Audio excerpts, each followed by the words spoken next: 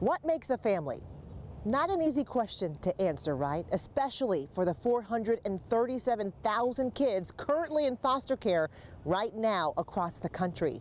Think about that number, 437,000. We're talking nearly 500,000 kids in the system right now in the U.S. That's according to AdoptUsKids.org.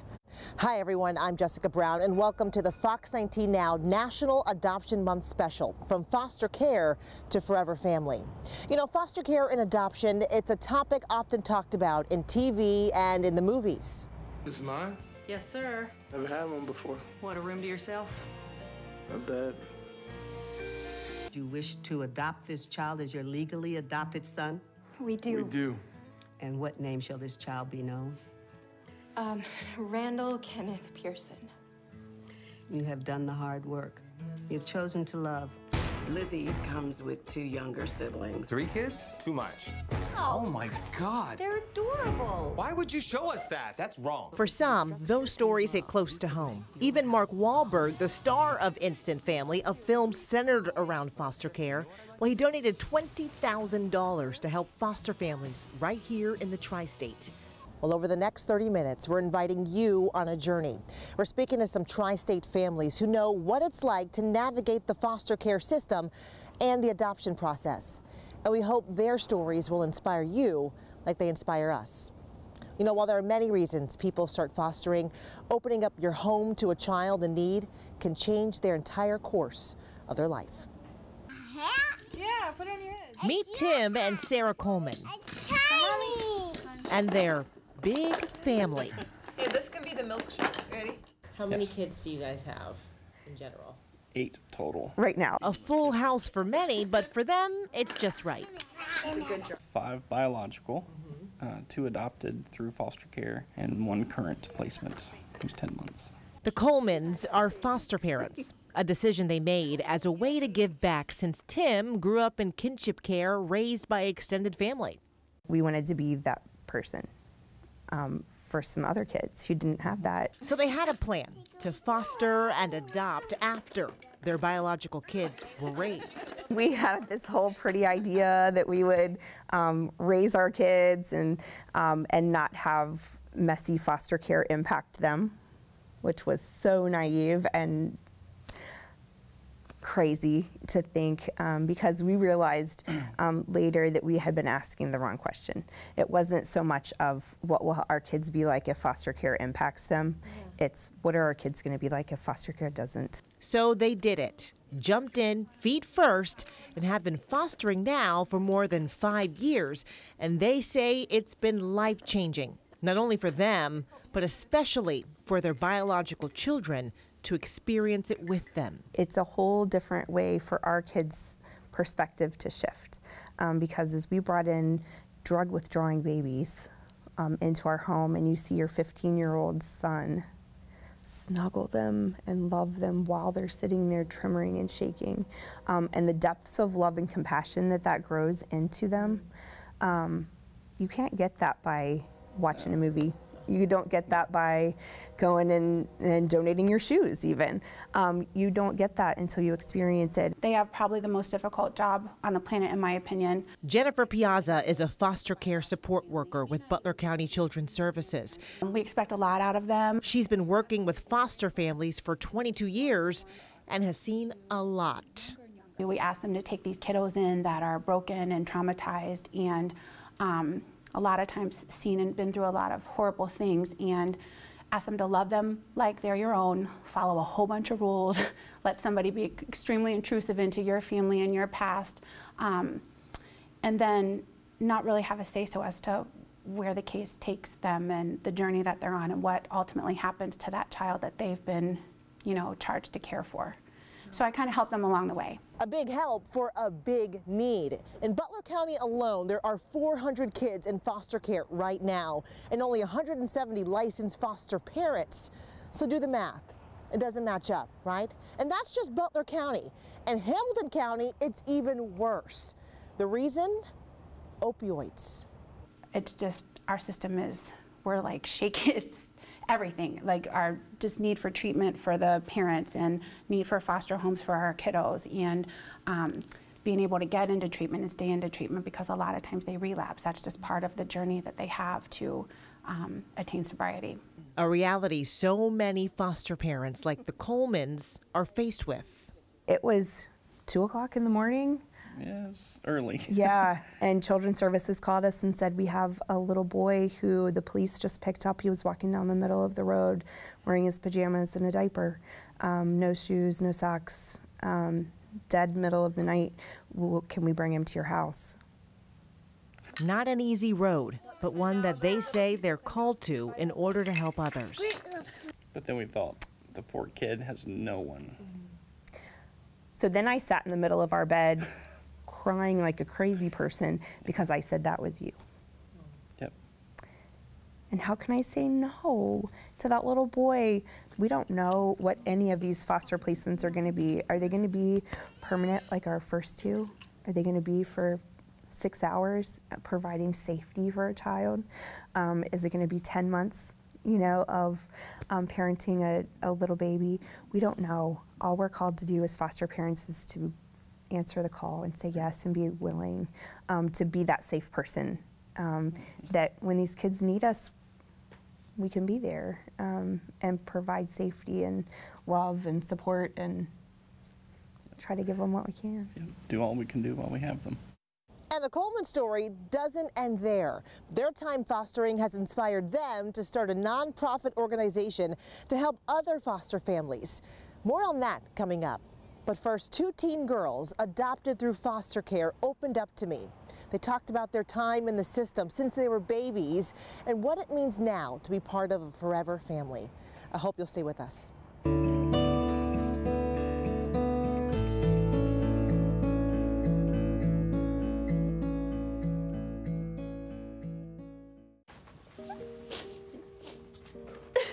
Oh no, what happened? Dave. Oh, I got this.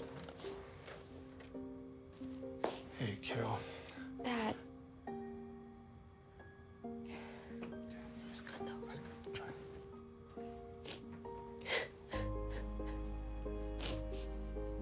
I'm sorry.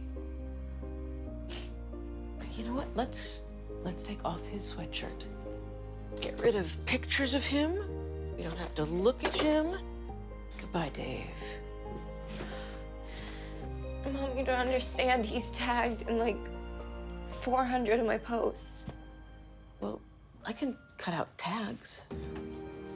No, that's not how it works. What is a tag? You don't have to be perfect to be a perfect parent. Thousands of teens in foster care would love to share their first with you.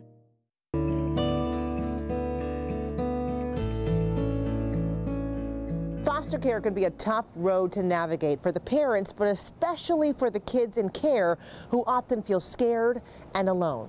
It's something that kids should never have to deal with, but for those that do, it's just part of their story. 2 teen girls I spoke with never let foster care define them, and now they're working to raise awareness of the need for foster parents. Listen to their story. Sisters. They always have each other's backs. Is she okay? Yeah. Even when life gets a little heavy. These sisters may not all look alike, but they are definitely all part of the Woodruff clan. We don't quit in the middle in this family. Meet Tiana and Kiana, 17-year-old twins. All right, so our journey is super complicating. So we started out in Cleveland, Ohio. Complicated, to say the least. From about 18 months old up until we were adopted, we were jumping from foster home to foster home due to like different substance abuse issues, alcohol, neglect, and just things like that. 8 different foster homes, not staying long between any of them.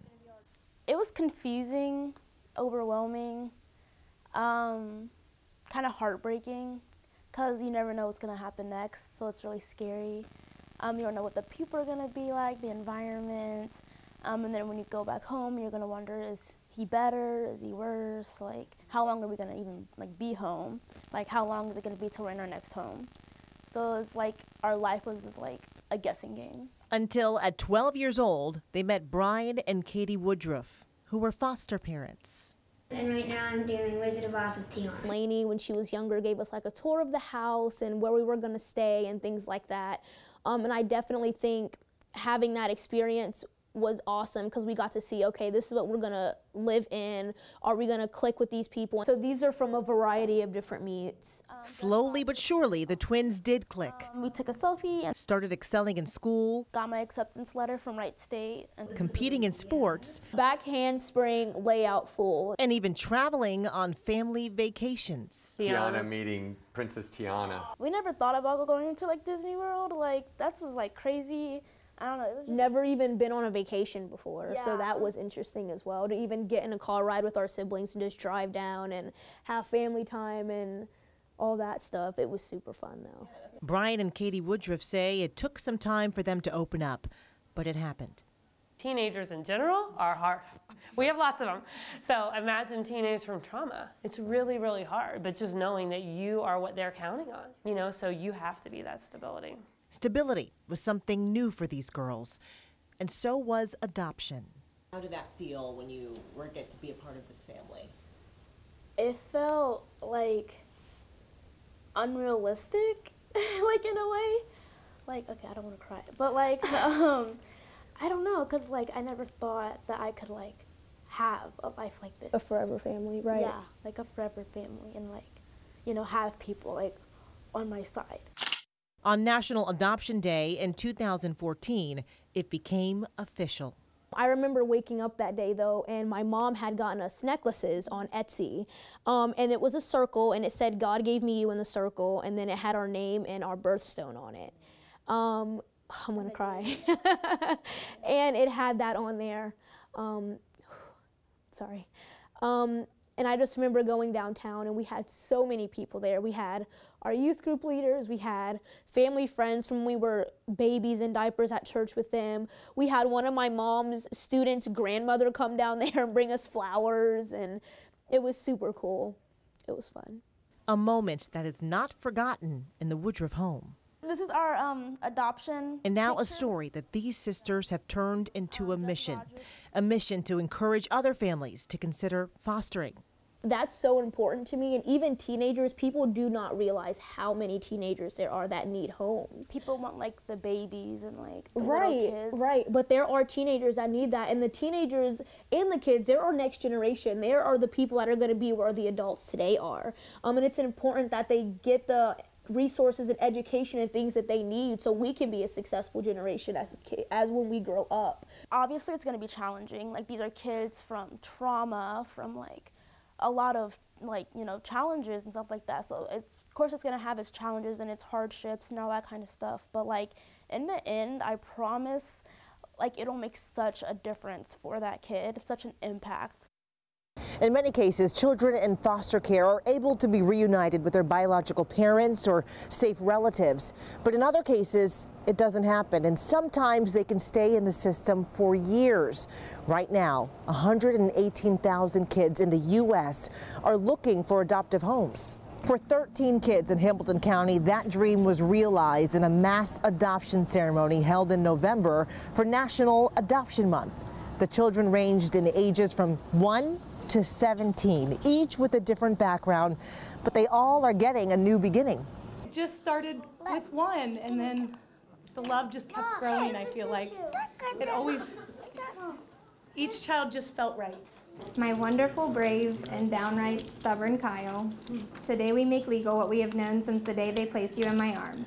You are our son. I really think that the more family we have, it's like more seeds growing, and we all support and love each other and lean on each other, and it actually, love grows in the heart. It's not less love per child. Different ages and different circumstances, but all of them excited to be part of a forever family. Hamilton County Job and Family Services officials tell us more than 9,000 reports of child abuse and neglect were investigated last year.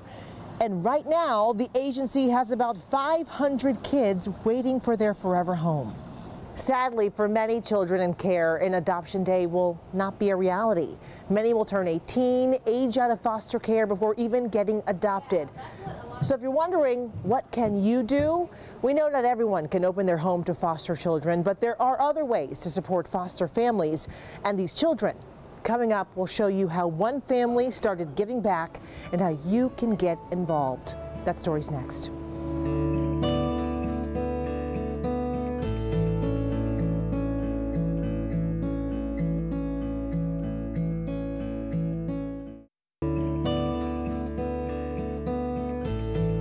You know the saying, it takes a village? Well, one Butler County organization lives by that. Hope's Closet is creating a community surrounding foster parents to meet not only the physical needs of their kids in their homes, but the emotional needs of the parent as well. We're taking you inside to show you what started as a small passion project that's now impacting hundreds of families. Remember Sarah Coleman? Not only is she a wife and mom of 8 kids, she's also the founder of Hope's Closet. This is where the actual boutique is for our younger children. It's a nonprofit boutique and organization that provides more than just hope to kids in child services.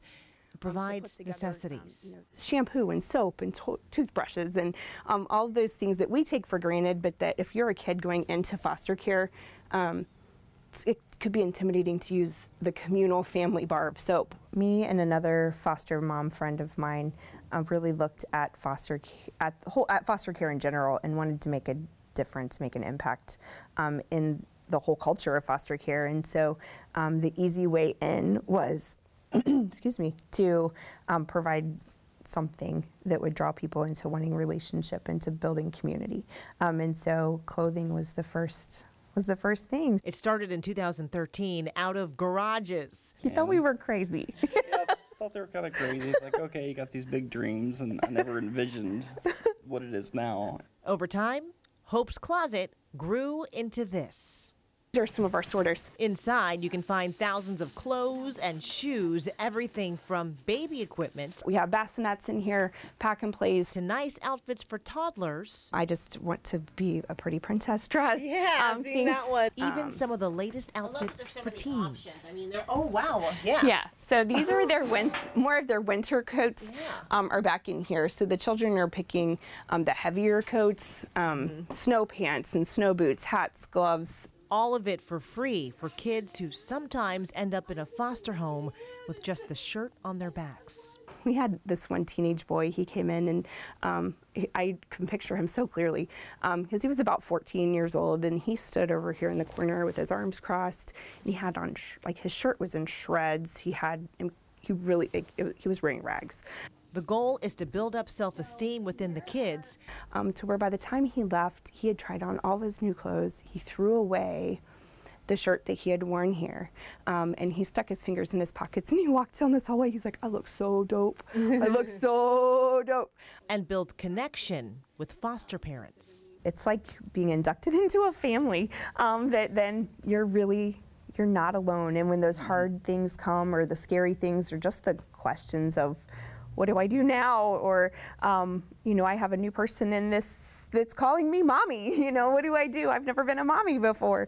You know, that we have a whole community to be able to support them and that it's not as scary as it might be otherwise. Hope's Closet introduces people to what it means to be a foster parent.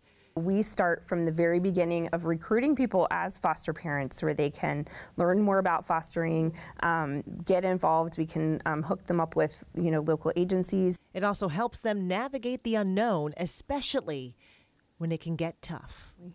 It's a community that understands each other, which is huge. Yes. Because the outside world often looks in and says, you know, it's foster care, that's what you should expect that.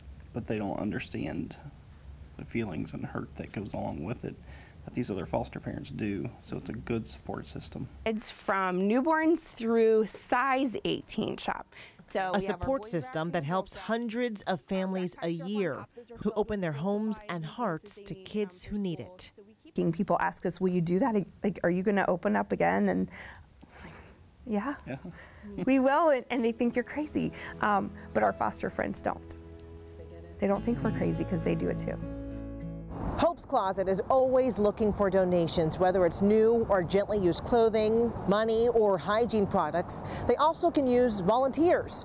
Hope's Closet, if you're wondering, is right on Dayton Street in Hamilton, and if you'd like to schedule a donation, drop-off, or volunteer, we put a link on how you can do so on our FOX19NOW.com website and on our mobile app. We'll be right back.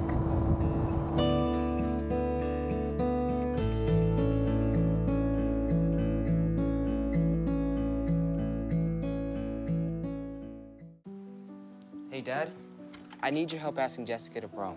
Of course. Love is like the ocean. You have to tread the waters. Dad, that's not the kind of help I needed. Hey, Jessica. Will you go to prom with me? Yes. You don't have to be perfect to be a perfect parent. Thousands of teens in foster care can't wait to share their first with you. We hope these stories inspired you. If you'd like more information on becoming a foster parent, we put more details and a list of resources on our website at FOX19NOW.com. You know, we want to say thank you to all of the families who open up their homes and their hearts to foster children across the tri-state. You are making a difference. And thank you to those who have become a forever family through adoption. I'm Jessica Brown. Thank you so much for watching.